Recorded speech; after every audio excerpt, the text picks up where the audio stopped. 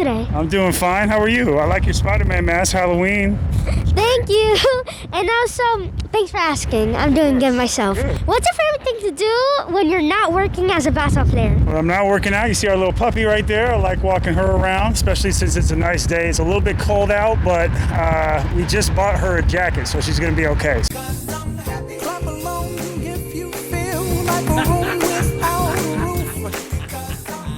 So I like walking my dog quite a bit. Aw, that's really cute. She's a cutie. What's your biggest pet peeve? Biggest pet peeve? Well, yesterday it was funny. I don't like wrinkled clothes. Hey, Josh. Wrinkles send the wrong message. So you see this on me. I got a little bit of dog hair. It's a little bit going on here, but wrinkled clothes always get me. Something about it I don't like.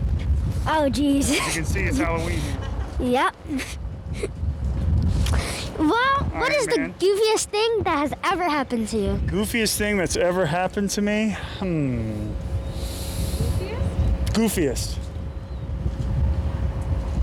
I mean, listen, anytime in a basketball game that you shoot an air ball, especially when you're playing in front of a bunch of fans, is pretty, I mean, maybe not goofy, but it's a little bit embarrassing. And I've done that. Listen, I still do it. I've played 12 years in the NBA now, and I still shoot some air balls every now and then. So that's pretty goofy. On the 16th, here's Kevin Love from downtown. Had a tough time shooting the ball. Wow. I guess that is kind of goofy then. Yeah, a little bit. Well, when you were a kid, did you ever think that you wanted to be like a successful basketball player when you grow up? I did, because my dad actually played in the NBA, so I wanted to follow in his footsteps. I knew I was going to be very tall, and once I knew that, I thought, you know what, I'm going to study all these players. I'm going to start early like I see you're doing now, which is great, and then just continue on that path and work extremely hard. So it ended up working out for me. As you can see, the ball never really leaves my hand too much. Wow, hard work really pays off then. It does. I can see you're a hard worker too. You came prepared. You had the questions. You had your business card. You're starting early, and you got the look. You got the look down. So you're gonna be great. Thank you. You're welcome. Well, what is the coolest costume on Halloween when you were a kid? Coolest costume. I really loved Peter Pan. I'll tell you why. Because the idea, like the Lost Boys and never growing up, and Tinkerbell, the whole thing. So that whole idea of growing up for me early on, I thought, I always want to be a kid. So I've always tried to keep that mindset while knowing that, there's certain things that you have to take on your own. But growing up was a thing that I didn't really want to do. But as I got older, I learned more and understood where Peter Pan was coming from. What about as an adult? So I don't know if you've seen it yet, but I'm sure, is your dad here? Yeah.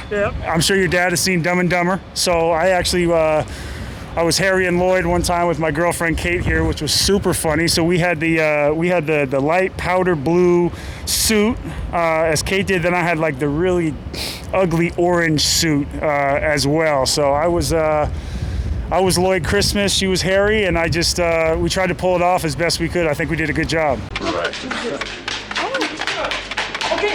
Okay. Nice! Yes!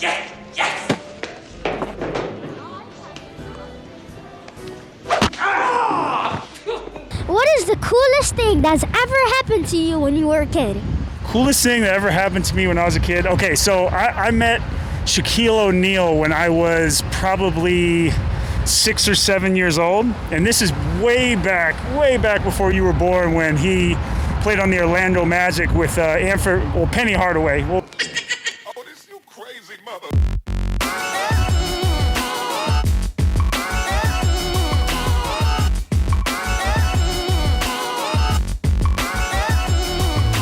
Shaq at the time was still larger than life, incredible, and now, you got an earlier start on him. He's kind of doing what you're doing now, so Shaq's a good one to follow. He's done well away from the basketball court as well.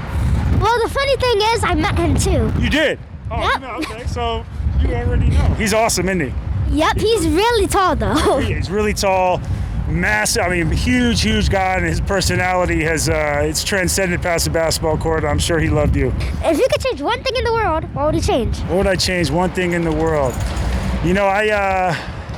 It's funny you asked that. I work a lot in mental health, so not only taking care of my body, but up here in my brain as well. So I'd like to make a lot more people happy. I'd like to do more interviews like this, and hopefully give some hope and fuel for kids like you that are going out there and getting it. I love it. What can teachers, coaches, leaders in the community do to help young boys in particular? I think just be able to be at arm's reach for kids and teach them not to suppress it. I mean, for us, it was always keep your chin up, which is fine, but don't suppress your feelings. Don't bury them, because eventually that's going to add up and it's going to surface in one way or another. Like for me, it was rage fits, or it was going dark for a few weeks and staying in my room after basketball practice and not talking to anybody and not getting much done.